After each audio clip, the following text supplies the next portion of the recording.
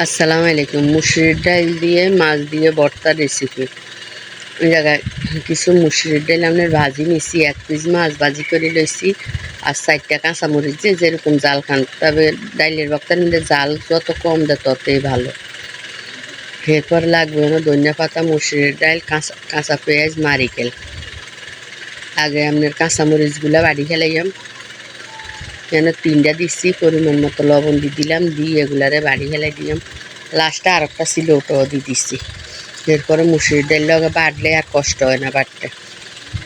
এরপরে এগুলারে ভালো করে আনের বাড়ি নিলাম, আড়া বাড়া করিলাম, বেশি মিক্স করতাম না, বেশি মিক্স করলে ডাইলের ভর্তা মজা নেই।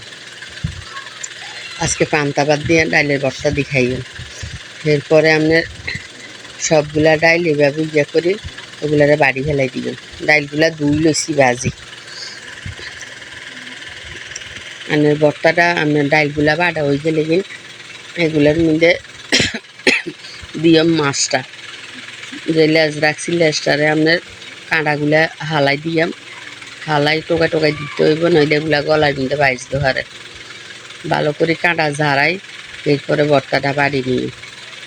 এরপরে মাছটা বাড়া হয়ে গেলে কিন দিয়ে আমি জায়গায় ডাইলগুলার আবার আর একটা বাটা দিই, দিলে বেশি গোড়া গোড়া রয়ে গেছে আর একটা বাটা দিই, আর একটু আপনার মিক্স করে ইয়া করে নিয়ে আড়া বাড়া করে নিয়ে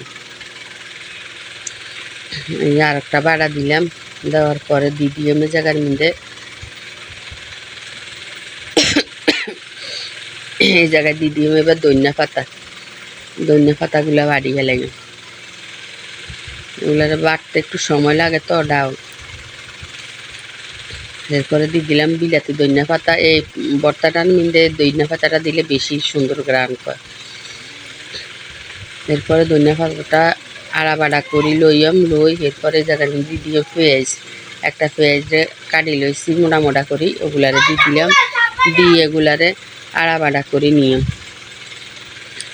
নেওয়ার পরে এই যে আমার ভর্তাটা রেডি হয়ে যাব। এবার এগুলারে ভালো করে হাত দিয়ে কষলাই মাখি নিয়ে মাখাটা সুন্দর করে মাখতে হইব। এরপরে ভর্তাটা উঠে হেলাইয়াম, উঠাইলে ডাউলের ভর্তা রেডি। এই যে ভর্তাটা রেডি, এগুলারে এখন পান্তা ভাত দিয়ে খাইয়াম। এই যে ভাতের লগে একটু লবণ লইলাম, লই ভাতগুলারে কষলাই। এরপরে এবার ভর্তা দিয়ে খাইয়াম। বিশ্বাস যদি করেন এত মজা, যদি না খান তাহলে এটা স্বাদে বুঝবেন না।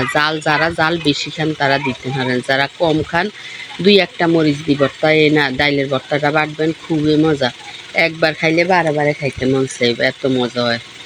যদি আপনার কাছে ভিডিওটা ভালো লাগে তাহলে একটা লাইক, কমেন্ট, শেয়ার, সাবস্ক্রাইব করে দিন। আসসালামু আলাইকুম।